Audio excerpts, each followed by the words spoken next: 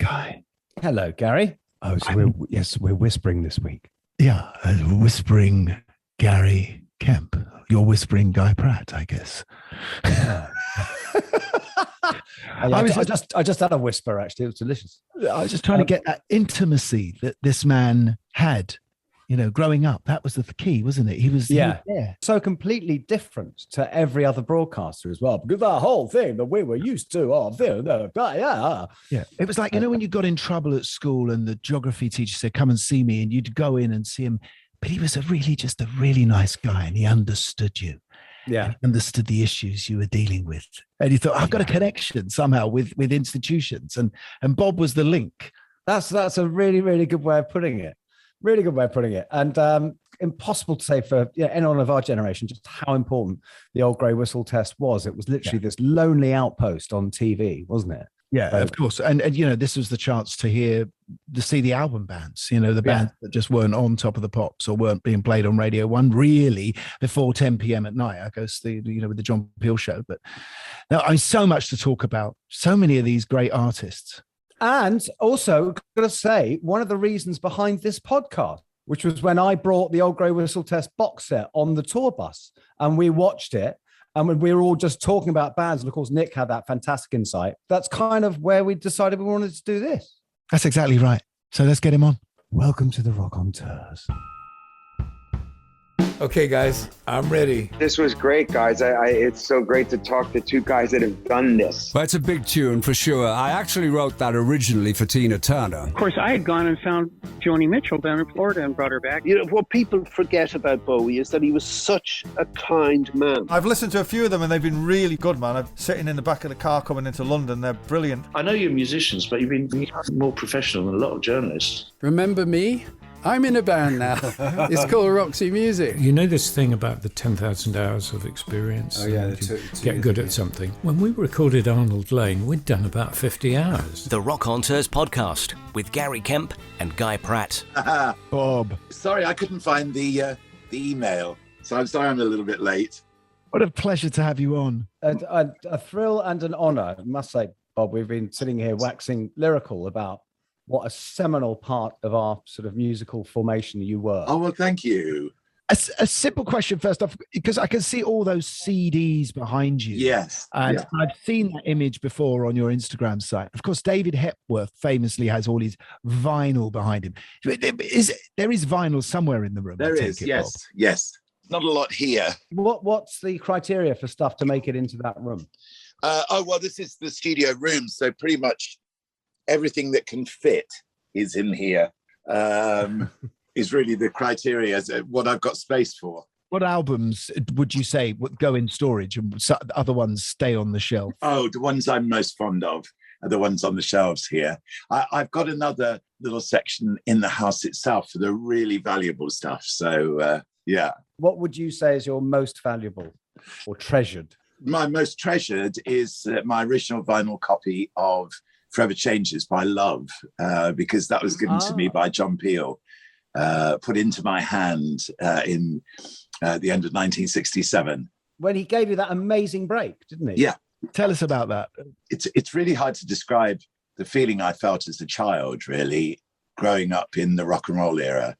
I was 11 years old when I first heard Elvis, when I first bought my first ever single, Diana by Paul Anka, and then discovered Jerry Lee Lewis and Eddie Cochran, Buddy Holly, the Everly Brothers, Little Richard, Chuck Berry, Bo Diddley, those names, you're listening to those brand new records in real time. It was an incredible thing. And just holding 45s in my hand to me was a magical experience. And I started holding little record hops in my parents' cellar in Ardington Road in Northampton, and I used to invite my friends round, and I used to play them whatever new single, Duane Eddy or Johnny and the Hurricanes or whatever it was that I just got. And I absolutely loved seeing the expression on their faces. And even then, I knew that what I'm doing now is what I wanted to do. I didn't know how I could do it or what it exactly was.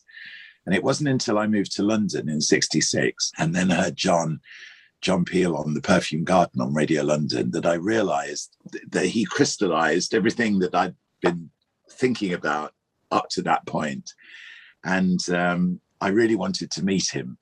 And Tony Elliott, who was running a university magazine called Unit, had asked me to do some writing from London. And I asked him to set up an interview with John Peel. So I went over to John's house in Fulham, and that's where I also met Mark Bolan. Yeah, and so, and John took Mark was. It was the absolute classic thing because John and I were doing the interview, and Mark was sitting cross-legged on the floor on a Persian rug, strumming away the acoustic guitar with his corkscrew hair, and and anyway, John took me under his wing. He really did. Was it the UFO Club or Middle Earth that was happening? Middle Earth, well, both. My favorite was Middle Earth, this massive, great sort of warehouse of basements underneath on the corner, just opposite the square. Covent Garden. In Covent Garden, yeah.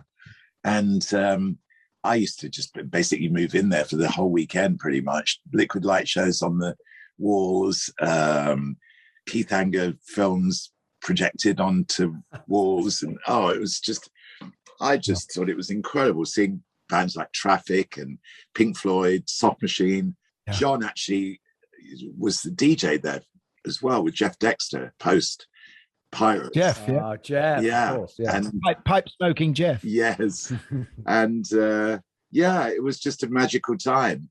Anyway, John took me under his wing. I became his sort of protege. I became a Peel protege, and he introduced me crucially to a Radio 1 producer called Jeff Griffin.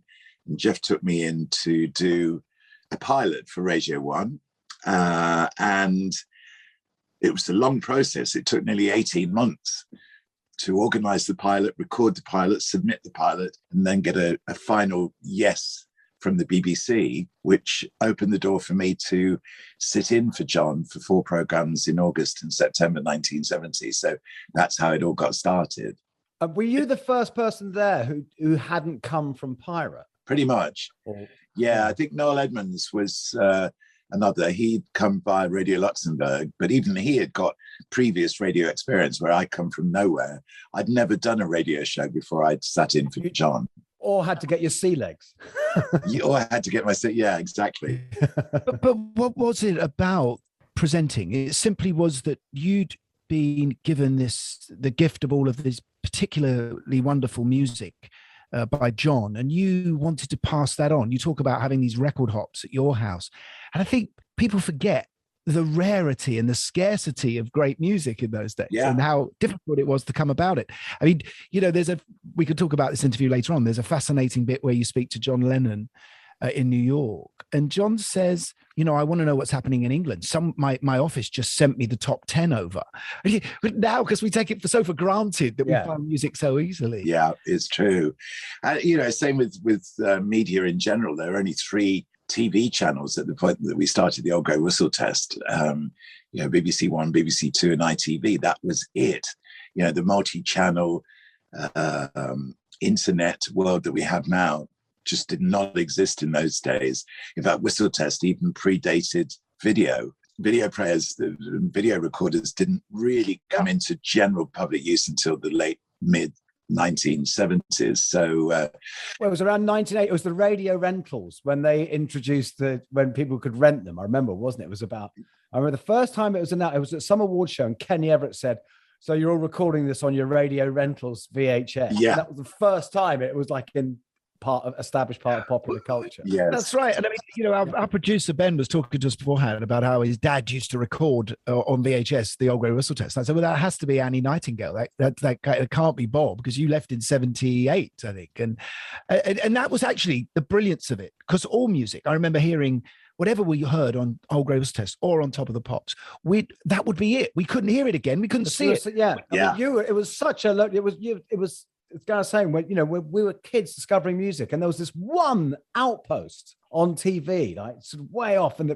once a week there was the Old Grey Whistle test, and it was incredible. It was such a lonely furrow you plowed, and it was amazing. Well, it was TV by appointment. It really was, and that was the great thing at the time that because it was the only one, because really the only way to experience it was watching it live, it became a gathering point for sort of like-minded musical freaks, late in the evening. It had a kind of conspiratorial aspect to it in that respect. And but Whistle Test, what I'm doing now, really, it is what I was doing in my mum and dad's cellar all those years ago.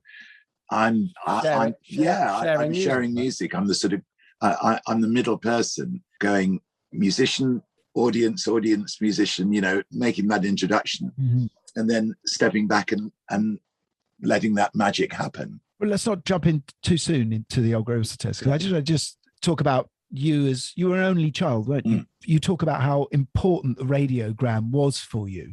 I've got 3 kids in the house right now. All they do is fight and scuffle around and shout at each other. But as an only child, I guess that was a great sort of, there were other people in the room came through the radio. Yeah, and thinking back on it, not that I felt it necessarily particularly at the time, but it was a fairly lonely childhood in so much as I was an only child. The transport was not as easy in those days. My parents didn't have a car even until I was about 14 years old. So I spent a lot of time by myself, and a lot of that time was spent with my now growing record collection. But as a small child, was spent with my mum listening to the radio, because she absolutely loved the radio. And there was a program in those days called Listen with Mother. And I was that child who listened to Listen with Mother with his mother. You've said this before about that, how that was a really golden age of radio, because even for Gary and I, we grew up in the TV world. We'll probably never understand the significance of radio back then. It was literally the one output. It was the doorway to the world. It was also a doorway into your imagination, that amazing phrase that describes it really well. Radio was the theater of the mind, and you could just let your imagination run, even in terms of the voices that you were hearing. So in other words, the DJs, because you never see them until Top of the Pops, they wouldn't be on television, with the possible exception of David Jacobs and Pete Murray, maybe. But you wouldn't see them. So you could create in your mind a picture of this person who was talking to you on the radio. That one-to-one is something that I've always not even tried to maintain. It's part of my DNA in terms of my broadcasting, that it's the intimacy, even on a wide scale, even on a high tempo program, you can still create that feeling that person is broadcasting to you, just to you. And that's what I've always wanted to try and achieve. One of my earliest memories is of a radiogram. We had one in the house, and I remember my dad coming home from work one lunchtime, and we used to call it dinner.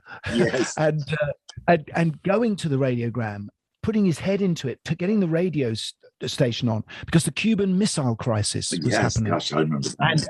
And I remember him saying, there could be another war. And this, the radio had all of these other attributes. It wasn't just teaching us. It was also, suddenly, the world was opening up. Absolutely. It's America. Yeah. America was the great beast that we were all listening to. Yes. I was playing a lot of rugger in those days, and I was playing for my school First 15. It was a Wednesday afternoon at 3:00, and I remember us running out onto the pitch and looking to the west to see if the sky had lit up yet, because we were expecting, the bomb to go off at any moment. I really remember that so vividly. I was standing on the pitch thinking, is it going to be now? Because they'd given this certain time, and it was about the time of our kickoff that day. So yeah. Well, it didn't stop your kickoff then. That's been. But actually, going back to your earlier point, though, I think it's very interesting what you say about creating this intimacy of doing a radio show, of where it's like the audience think you're talking just to them, because in a sense that's what great music does as well, isn't it? Yes. That's the point with a truly great song, is you think they're talking to you. Well, yes. I mean, great lyrics sort of write your life, don't they? And that's one of the things about country music that's so appealing, because country music, the lyrics of country music songs write the lives of the fans who are buying those records, if you like. It's such a big thing with country that country music does reflect the feelings and the emotions of its fans. Actually, one of the funniest things I've heard about country music was Grant Black, Don Black's son, who's a lyricist. He came up with this brilliant gag once. He said, I've just started writing reverse country. So reverse country, yeah, what's that? He said, you get the kids back, you get the car back, you get the house back.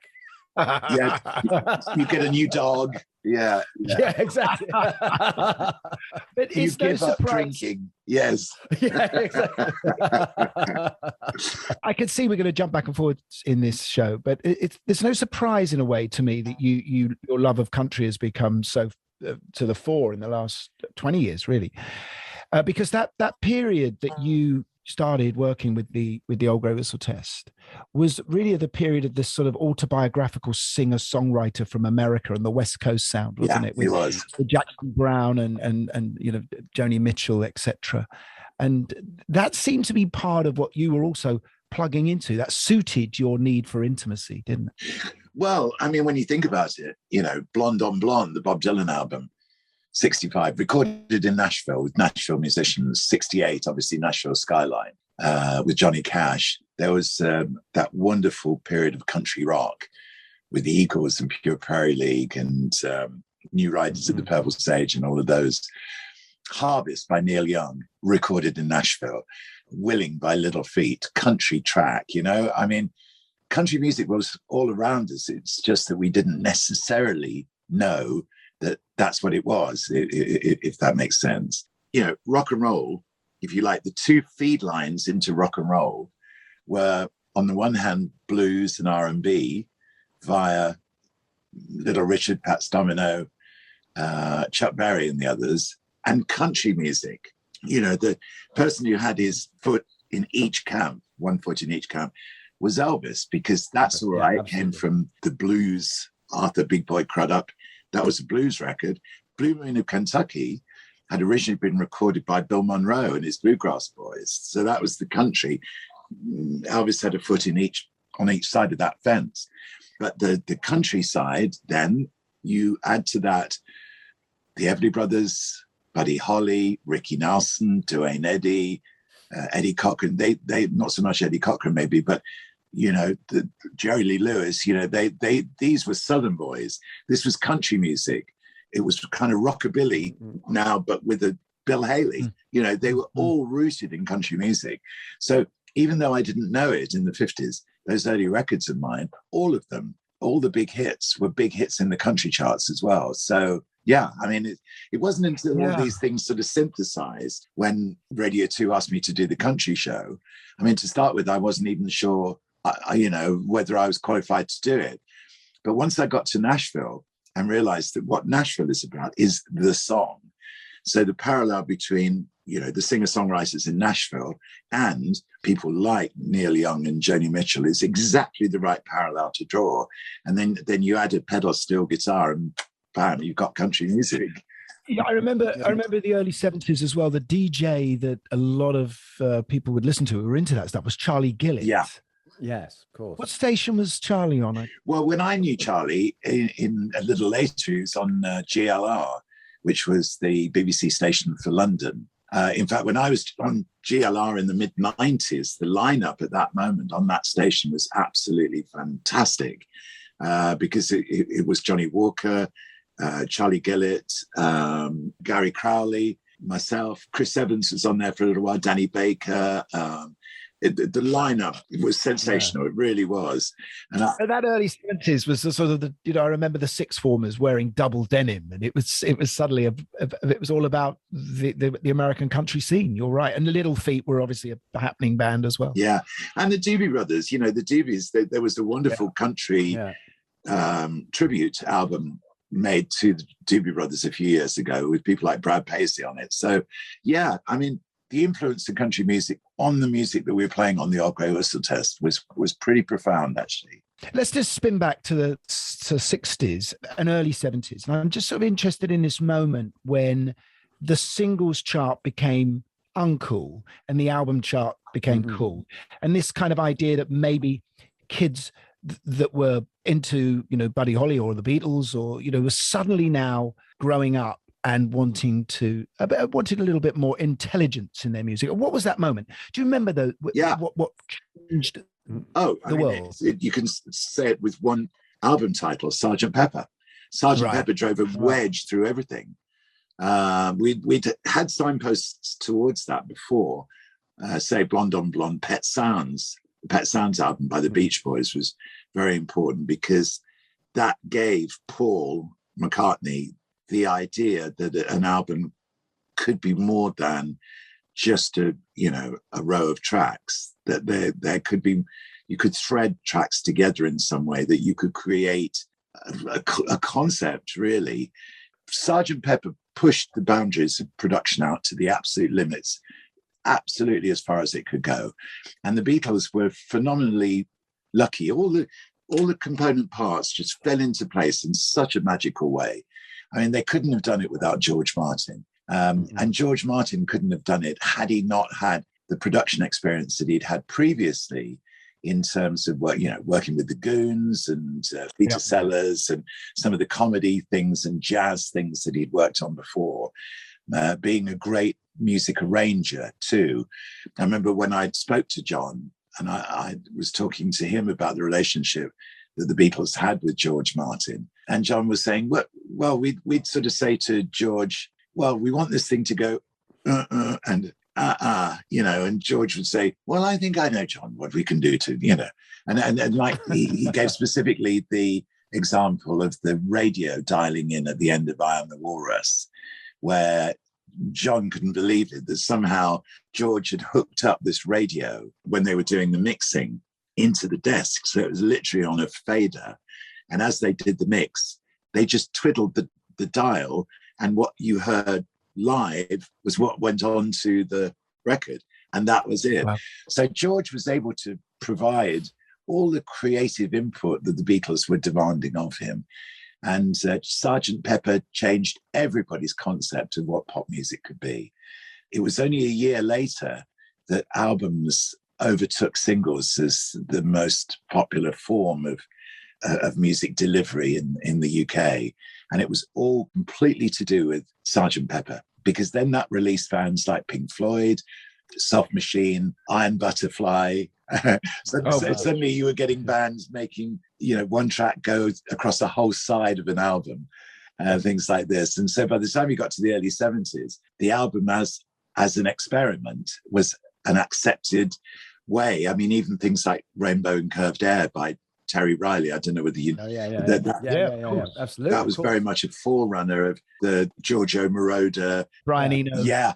Absolutely. So Sgt. Pepper was it. That everything changed after Sgt. Pepper. When did the BBC decide that was a direction they needed to go in? Or did you persuade them? Oh God, I wish I have absolutely no influence over BBC thinking at all. The BBC started Radio 1 in response to huge pressure to, when the government took pirate radio off the air in the mid-1960s, we were listening to highly energized radio pumped at us from boats moored just outside the 3-mile limit. There was a maritime, the boats were in international waters, in other words. So therefore, outside British legal restrictions, beaming pop music into the UK. So that's where so many of the DJs that then found their way onto Radio 1 got their starts. Tony Blackburn, Johnny Walker, at the time, people like Dave Lee Travis, they all came across from pirate radio. Which was amazing. I'm saying those pirate stations, that's an amazing amount of vision and an investment for people to make, to buy, who bought the boats? I mean, who? Yeah. Well, Ronan O'Reilly was the guy with the vision. He was the one who started Radio Caroline.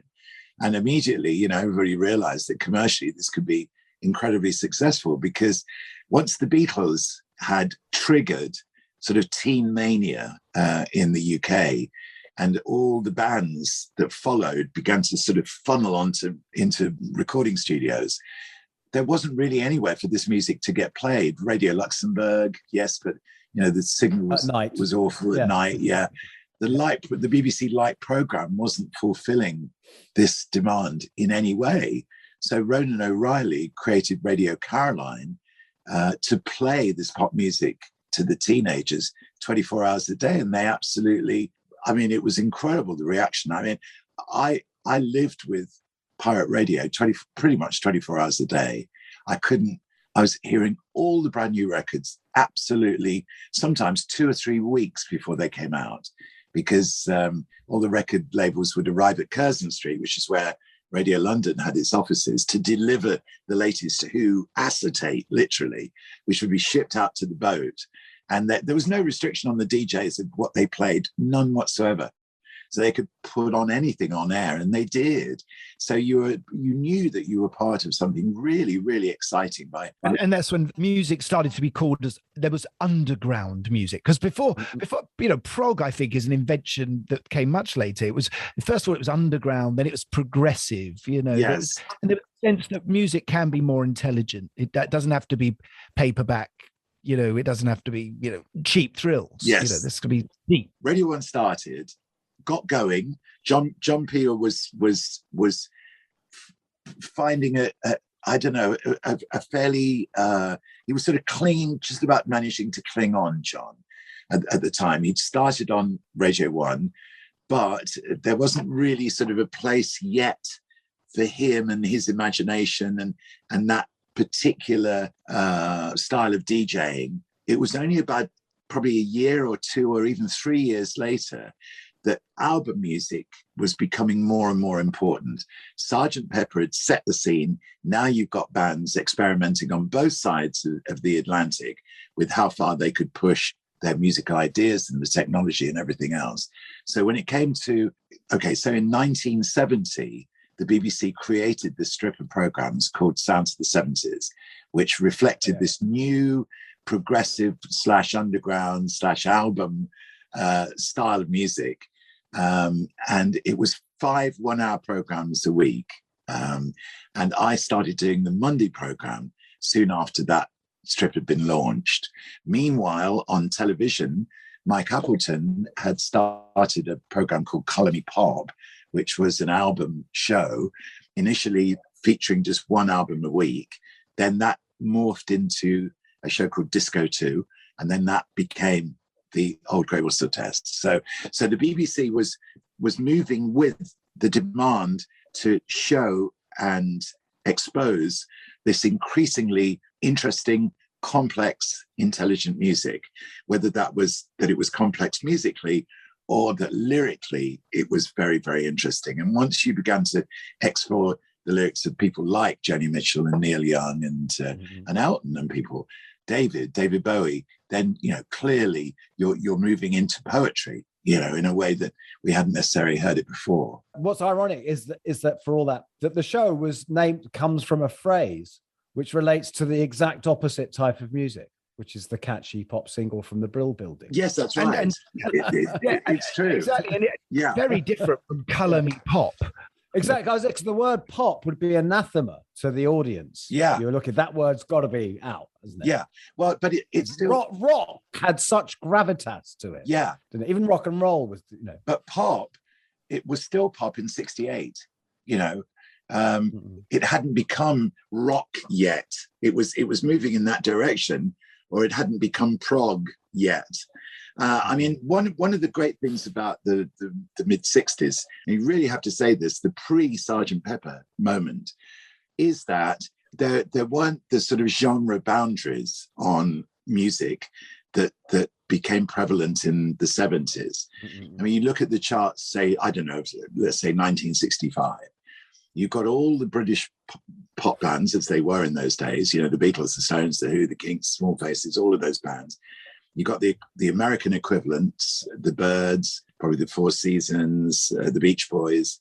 You've got Phil Spector and the Wall of Sound. You've got Stax with Otis and Wilson Pickett, the Atlantic record label, Tamla Motown, You got a really wide range of music that was basically all under the same banner. You were buying singles, and it didn't matter, the genre definition, that there wasn't one that separated those records. You had them all in your collection.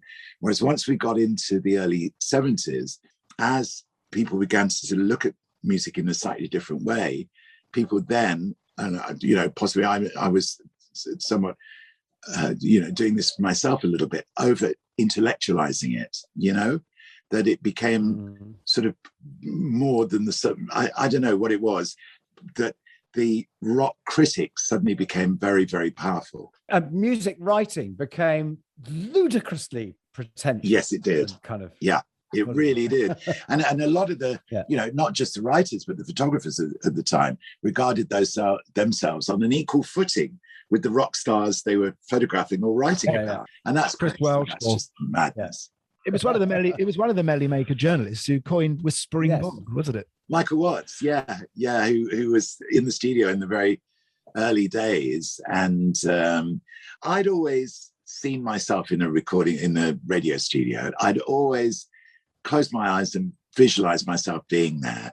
So when I got there, I was really comfortable being in a radio studio. I just absolutely loved it. Television studio, I never even thought of any likelihood of me being on TV.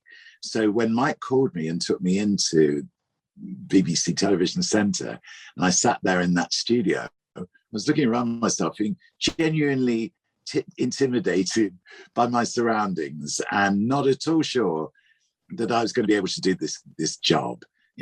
I did learn. I was learning how to do it in front of a national television audience. I mean, I made a lot of mistakes in the very early days and got quite a lot of things wrong. But gradually I began to learn how to do this and learn how to relax into it. But in those early days, I was genuinely quite timid in the studio and gone right back into myself. There was also an active decision to try and make the program intimate in the way that I saw radio. So between all those various different factors, I was very, very quietly spoken. And Michael Watts coined the phrase "Whispering Bob Harrison." It's stuck ever since. It just stuck. To me though, watching you as a kid, there was a sort of, you were intellectually comfortable in this, in the genre, in the medium that you'd chosen to adore and love, which was intelligent music. I found that really aspirational as a young working class boy looking at you. There was something learned about you and trustworthy. I think that's what it really comes down to. The audience trusted you. I'll go along with that 100%. Yeah, I'll take that, definitely. Because, as gradually I did learn how to do the job, obviously you get better at it. I remember talking a little while ago to Timothy B. Schmidt, from the Eagles, who was saying to me, that he'd been doing it for 45 years. And if you don't get good at a job after doing it that long, and that was the thing, as I began to learn how to do it, I got better and better at doing whistle test. It was as simple as that.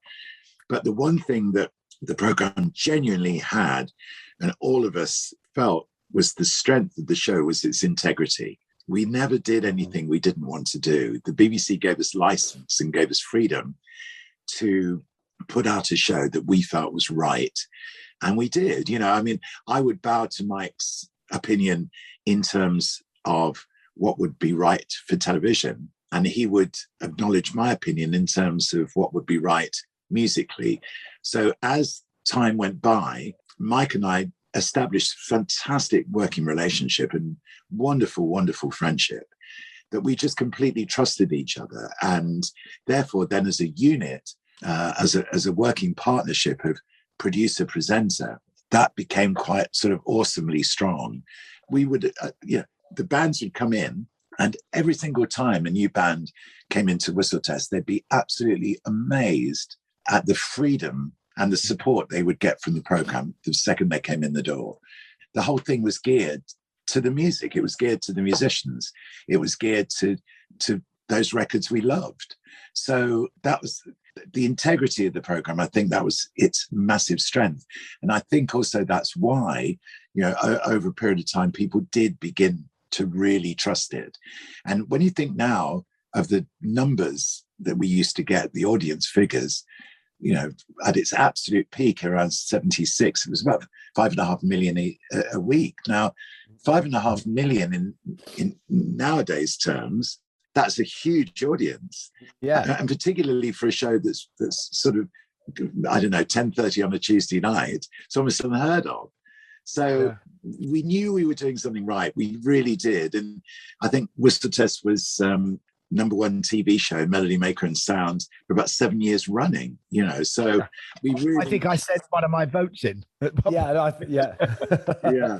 But also, because the thing is, now looking back, is that on Whistle Test, you got literally definitive performances. There are things which you now look back, for instance, Roxy Music doing Ladytron. That's the Ladytron. That's it. The New York Dolls. There's there are bands. Hocus Pocus by Hocus Pocus. Yeah, exactly. That's what. Yeah, and that's the one. You got a number one. You made a number one single out of that, didn't you? Well, Hocus Pocus. The Focus appearance was when we absolutely knew for the first time that we had an audience. Literally, because Focus appeared on the show, and the demand then for their music over the next 10 days, 2 weeks was so intense that Polydor, their record label, had to devote the whole of their pressing plant to meeting the demand for Focus vinyl. All the singles went into the charts. The albums went into the charts. It was crazy. It was absolutely mad crazy. We had no idea that the program had become that influential. But at that moment, we realized, oh my God, we are. And you have the other aspect of that is that one does feel a responsibility to that. You can't mess around. This is a program that people are looking to for exposure to this kind of music. So, and we took that responsibility was an exciting responsibility that we took very seriously. Now, I want to talk about some of your interviews. Famously, you had, one of the great John Lennon interviews. It was Elton John who helped set that up, because Elton and I were very good friends, and I'd seen him at a launch reception for a single by LaBelle called Lady Marmalade. And he was just leaving. I was just arriving, and he was telling me that he was off to do some dates in America, that he was going to do a run of nights at New York City at Madison Square Garden. And so I said to Elton, well, when you see John, because he said, he said, don't tell anybody, but I think John Lennon's going to join me on stage. And of course he did. It was the famous performance of Whatever Gets You Through the Night. So I said, well, when you see John, could you say to him that we'd love to do something with him on the Old Grey Whistle Test? And literally about 4 or 5 days later, I'm sitting in the office next to Mike Appleton, and the phone in the office rings, and Mike answers it. And I can hear this voice on the other end of the line going, is Bob Harris there, please? And Mike goes, and who's calling? It's John Lennon from New York. And so Mike hands over the phone. Hey, John, said, I've been talking to Elton. He said that you'd love us to do something. He said, well, why don't you just come over? So I've got the rock and roll album coming out. I'm back in New York. Why don't you just come over and we'll do some filming together? So that's literally, that's how informal it was. And so we went over, and we filmed with John on the day that he and Yoko had discovered that she was pregnant with Sean. So John was so happy. And it was just one of those things where you got two people who just get on really, really well. And John and I just got on. I mean, forget that he's John Lennon and I'm the host of this rock TV show or whatever. As two guys, we just hit it off immediately. But his guard is down in a way you never see. Absolutely. You've never seen interviews. Yeah. Paul Gambaccini said to me a number of times that, he thinks it's probably one of the best interviews ever with John, because John was so relaxed. That was the key thing. Yeah. He was just so relaxed. He was usually quite defensive, wasn't he? He could be. Well, and quite not surprisingly, considering what he'd been through in the late 60s and early 70s in America in particular. But now we were just sitting there chatting. And it was lovely. And I think, the other thing about it was, if you remember, there was only one camera. There was just one camera. A couple of times afterwards, I did a couple of what we call cutaways, where they'd turn the camera around and I'd ask the questions cold. And so because you've got John's face, that's the only thing visually that you've got to concentrate on. And what's interesting is when you said, do you regret how do you sleep? And you sensed a little bit of shame. Yeah, you did. You can just, the expressions on John's face, to see him just concentrate on him, told you as much about him as the words he was speaking. I thought, nowadays that interview no doubt would have been cut to bits, but there it was just one camera and it rolled, and that was it. And there's a lot to be said for that way of doing things. I know it goes completely against the grain and it's very old school and old fashioned, no doubt people would say, but there's a great virtue in having a camera really explore a subject in that way. What was that program? Freeman face to face. Yeah. Freeman, yeah. Can I just explore a paradox that I'm interested in generally? And it comes out in that John Lennon interview where he wants his green card. He's talking to you about how great America is and how different America is. But at the same time, he hates America. So there's this dichotomy between the hatred that your generation felt for the politics and for the human rights issues and for the nuclear war potentially, and at the same time, a great love for the place. And how did that balance itself? In a way that you could say the same about like right now, 2021 offers the same contradictions. And particularly for me, being the supporter of a lot of music from the South, from the Southern states, but as was then and as is now, I suppose you have to separate the politics from the culture. I know that it's not the easiest thing necessarily to do, but John, like myself and like my whole generation really, was the rock and roll generation. We were the kids who were buying all those American records. We didn't have anything equivalent in the UK particularly. Yeah, there was Rock Island Line by Lonnie Donegan, and then Cliff Richard's Move It, and then Shaking All Over by Johnny Kidd and the Pirates. But I mean, you're talking about 3 records spanning 5 or 6 years when America was pumping rock and roll around the world. And so, it wasn't just rock and roll either. It was the movies in those days, Marlon Brando, James Dean, and then, Marilyn Monroe. Then as you went into the 60s, really iconic American figures. I know I am touching on politics, but John F. Kennedy and Martin Luther King. But it was the culture of America. It was American music that fired me and still does. I still absolutely love American music. But for John, being the recipient of the horror of right-wing political opposition, Nixon loathed John Lennon. He really did, because he saw him. The FBI were on him, weren't they, the whole time? Yeah. I mean, bugged, tailed. Yeah, that thing that John was saying about it sounded sort of that it's almost a figment of his imagination. When he was saying, "My phone was tapped, I get followed everywhere," but it was true. He really did. Nixon was out to get him, and that's why John was stuck in New York as well, or stuck in the States, because he knew that were he to come back to the UK, he'd never get back into America again, not while Nixon was in the White House anyway. Nixon was a great friend of Elvis's and vice versa. Made him a drugs marshal, didn't he? Yes. Or gave him a badge. Right, that's right. And Elvis was probably off his head on uppers and downers. Yeah.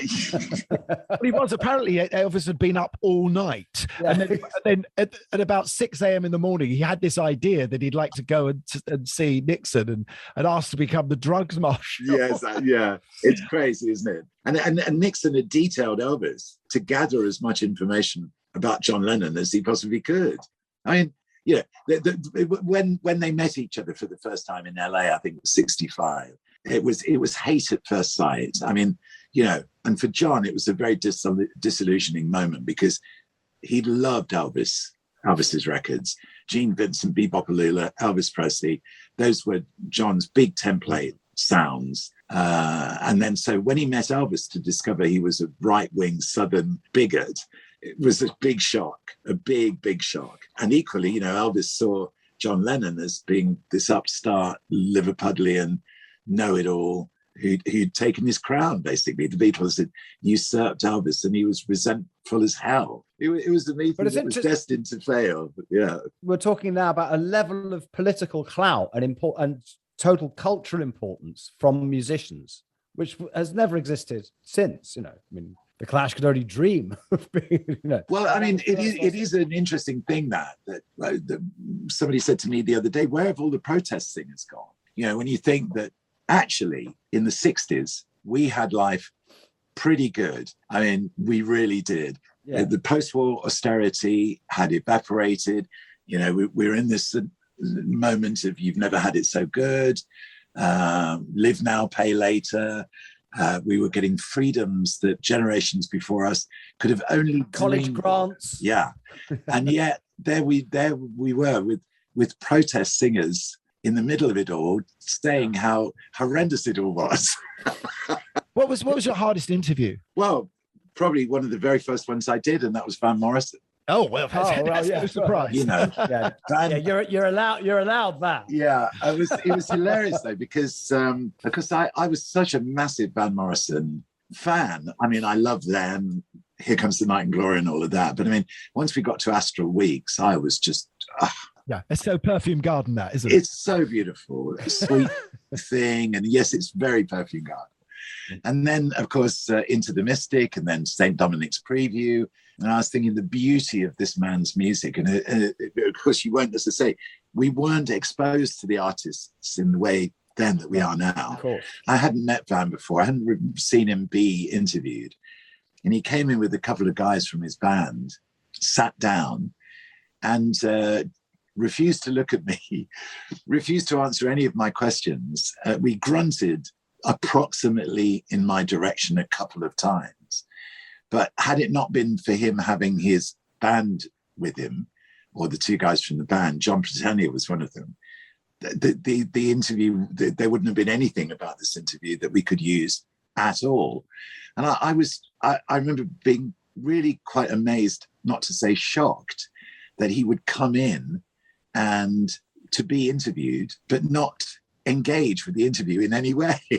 I did meet John Britannia a little while later, a few years later, and asked him about this. And he said, well, Van didn't want to be interviewed. He didn't want to do the interview, but he didn't want to miss it.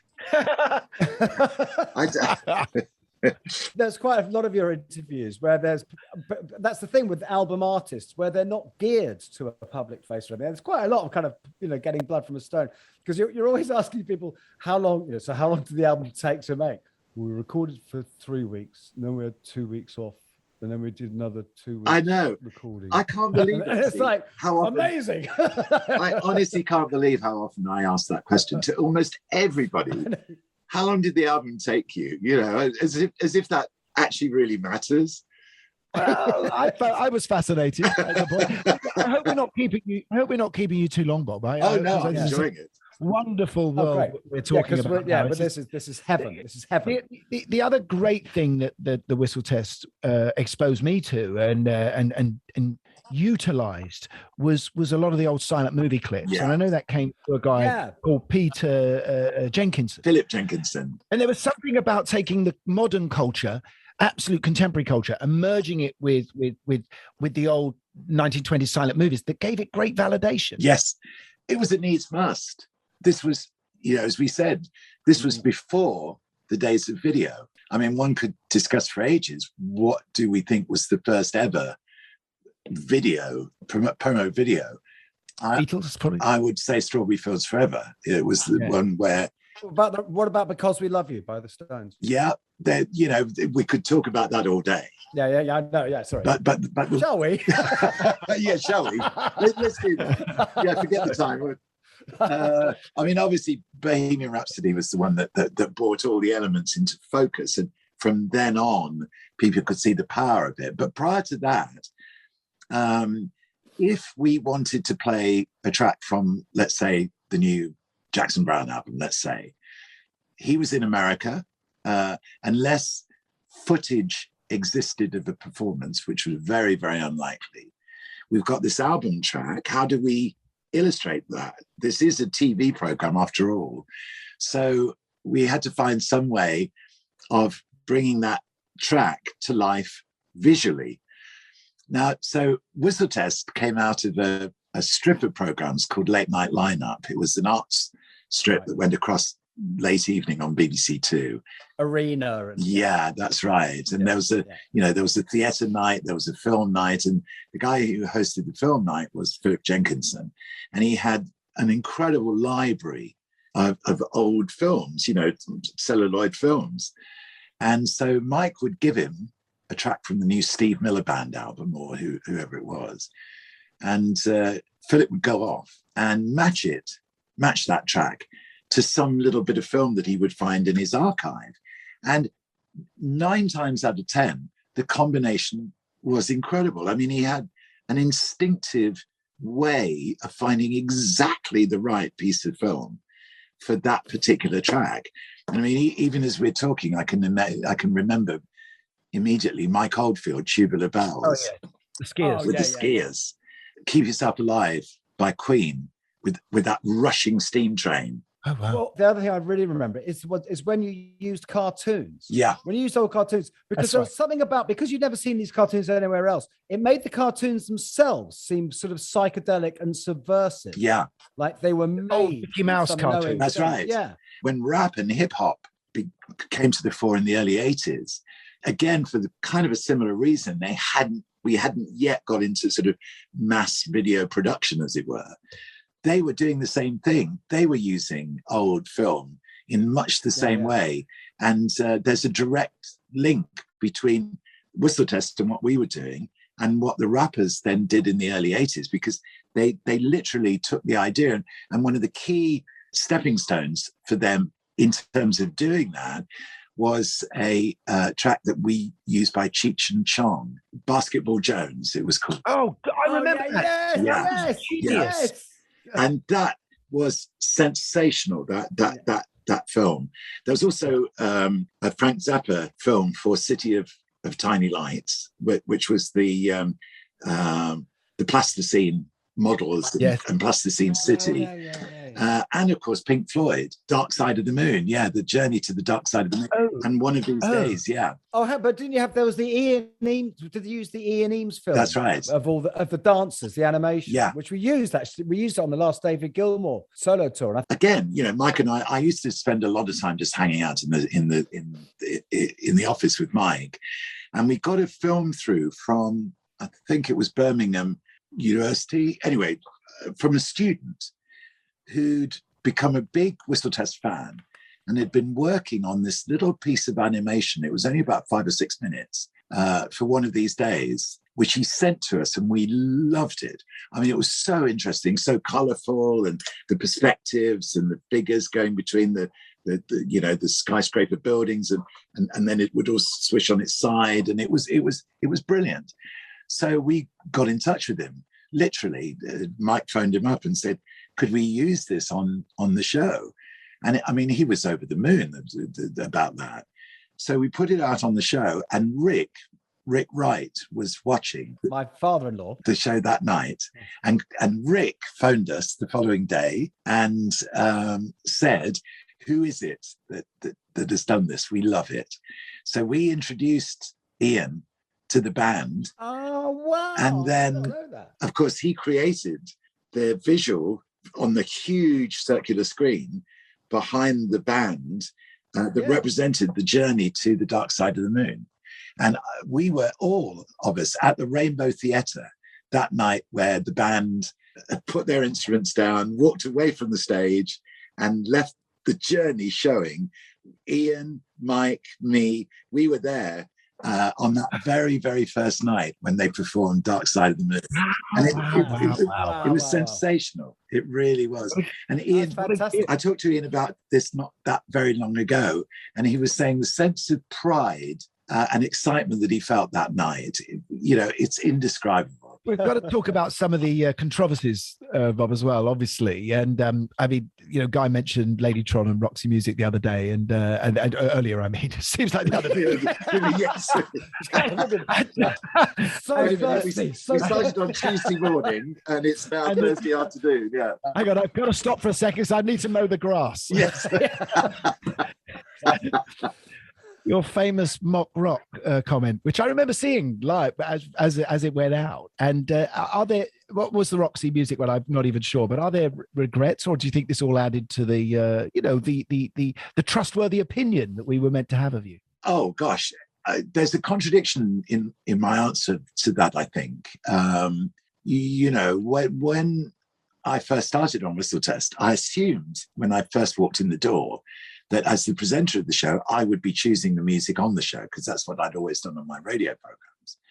So when I got to Whistle Test and realized actually it was Mike that was choosing everything, I said to Mike, but what happens if I'm introducing something I don't like? And I always remember he looked at me and said, well, that's the challenge, Robert. Because he always used to call me Robert. That's the challenge, Robert, he said. Right, okay. And so New York Dolls and Roxy Music. New York Dolls, first of all. I'd been brought up on the Stones, of course. And so when the New York Dolls came in and were very New York Dolls, I just thought that they were like the Stones. They were like a sort of glam rock version of the Stones. And the David Johansen was Mick Jagger. He really was. And so the phrase that I coined to express my feelings was mock rock.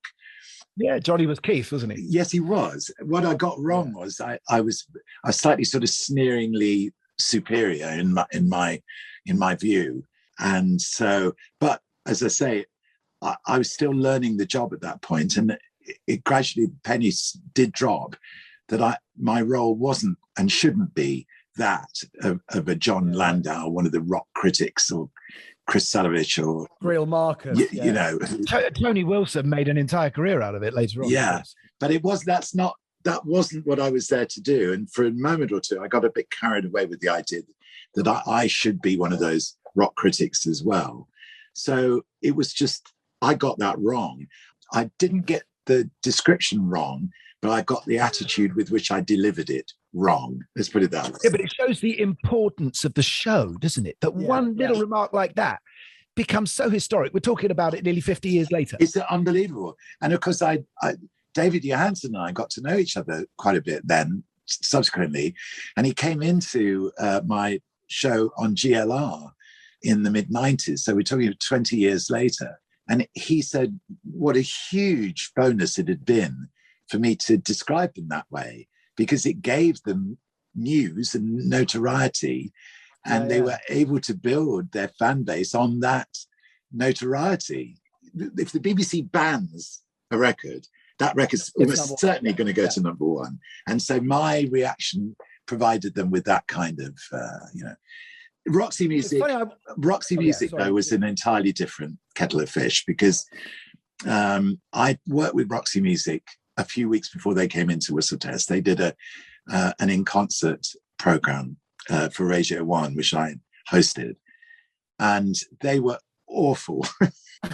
they were so arrogant, it was beyond belief. Even before they got a fan base, they were mocking their fans as being sort of idiots. They didn't care about the people who cared about their music. At that moment, it may have changed later, but at that moment, they really didn't care at all.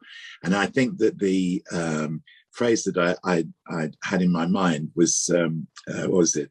All gloss and no substance, all style and no substance. That was, I accepted Brian Eno from that observation at the time, but I was very cross with Roxy Music for being so obnoxious.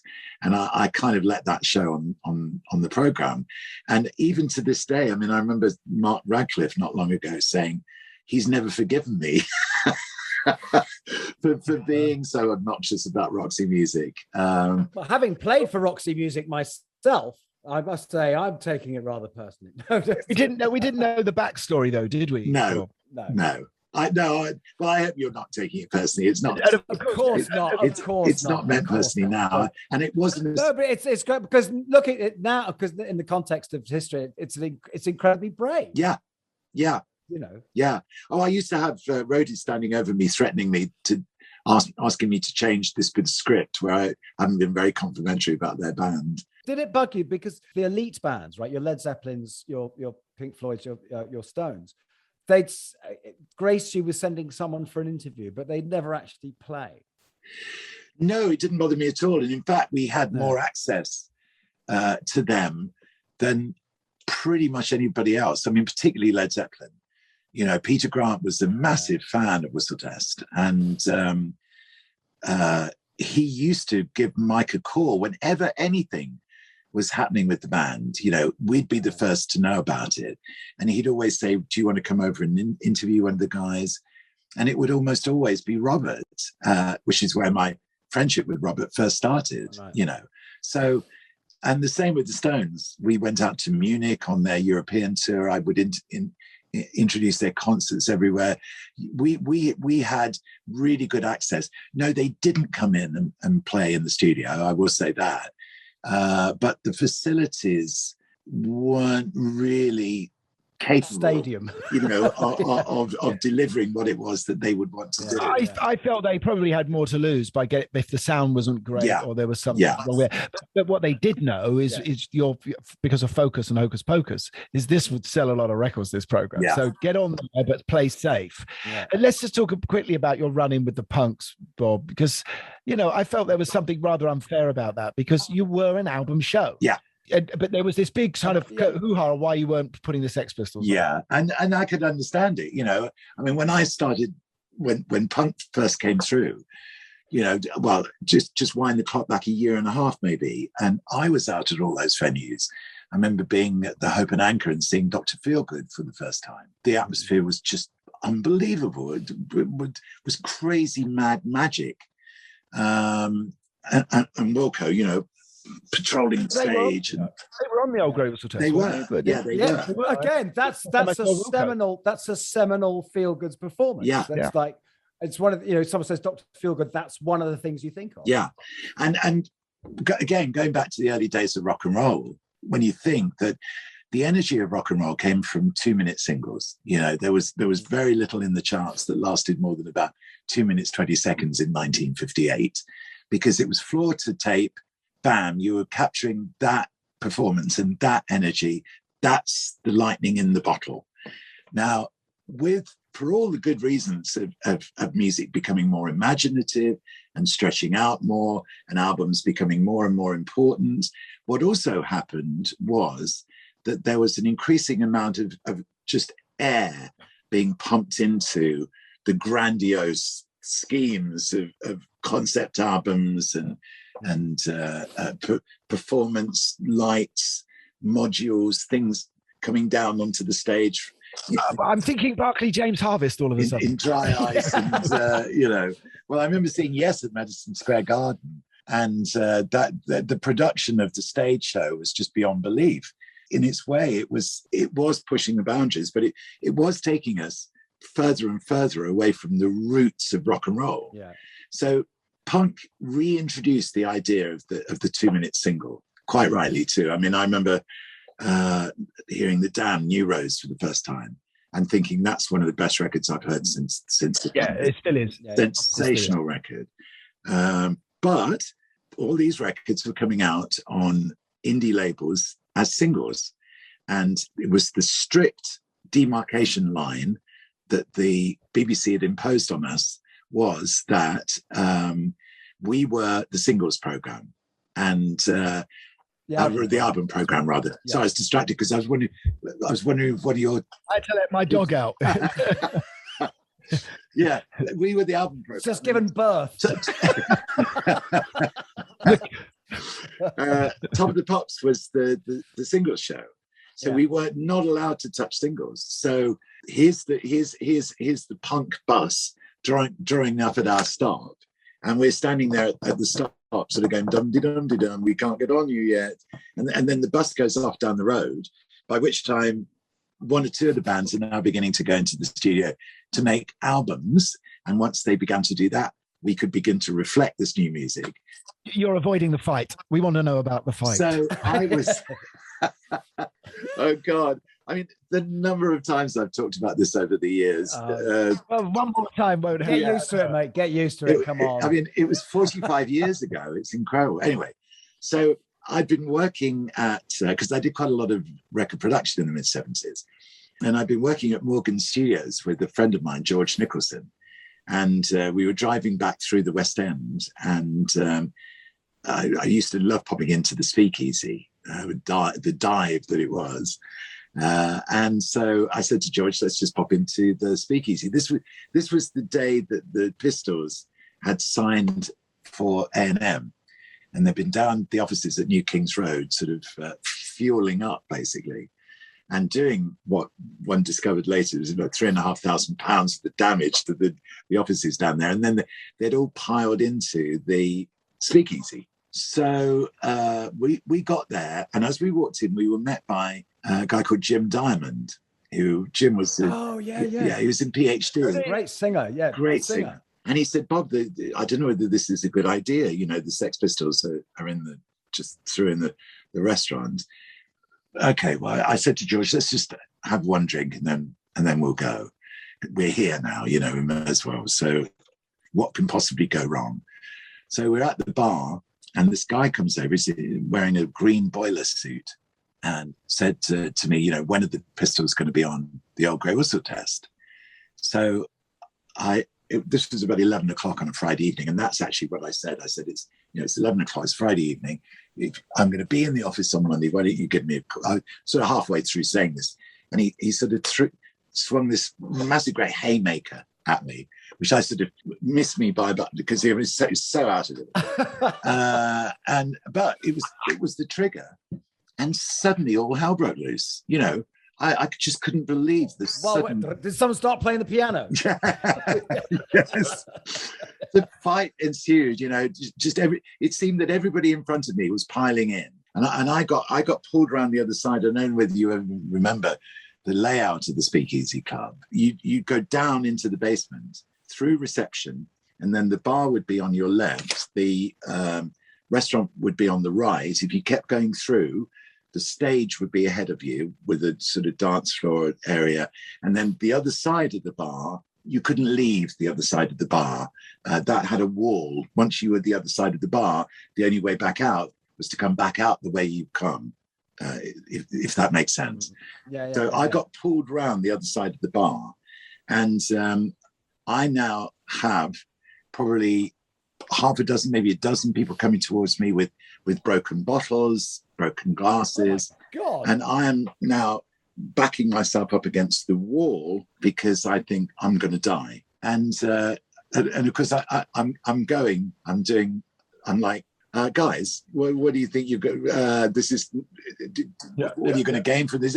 I'm trying to talk my way out of this, and I've got these wide-eyed, and out of nowhere, a whole load of guys get in between them and me. I discover later that in the most symbolic of possible situations, this is the Procol Harum road crew that comes to save me from the new generation. That's why you should always be good to your crew. Absolutely. So I got kicked and I got cut and I got, but it was nothing like as bad as it could have been. And then I got surrounded by 20, 30 people. I was were acting as human shields to get me out, back around and out to reception, where I now found George, my friend George, recording engineer George, who had a bottle in his face. Oh, wow. And he got a cut from here all the way to the back of his head. He was covered. He as good as passed out in reception. He was completely covered in blood. The floor was covered in blood. And we had to get us out, get him to hospital. And I was driving George.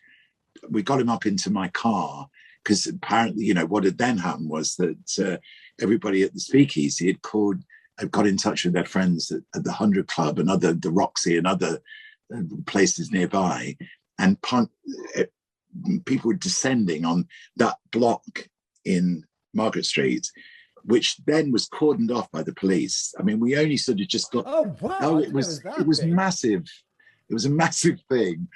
Made the front page of the weekend newspapers and everything, So, but I then had to get George to hospital, and I'm looking at George, blood all over us, thinking, wait, I didn't sign up for this in any way whatsoever. This is not. Yeah. But when you think about it, I was absolutely everything. I was that they hated. I was the definitive coconut on the shy because I was white, 30 years old, long hair, ex-hippie, BBC, middle class. You're also an icon of a particular genre and period of music that we still hold so dear to this day, which does make you a total national treasure. You know that's an overused phrase, but you really are. And I think they probably all regret it to this day and are ashamed of themselves forever thinking they could bring you down. You're a great advocate of new music. And unfortunately, we're going to have to wrap this up, Bob, because we've kept you and my dog is waiting to go out now. But this has been... You can't use that as a reason for No. The reason is our producer is nodding.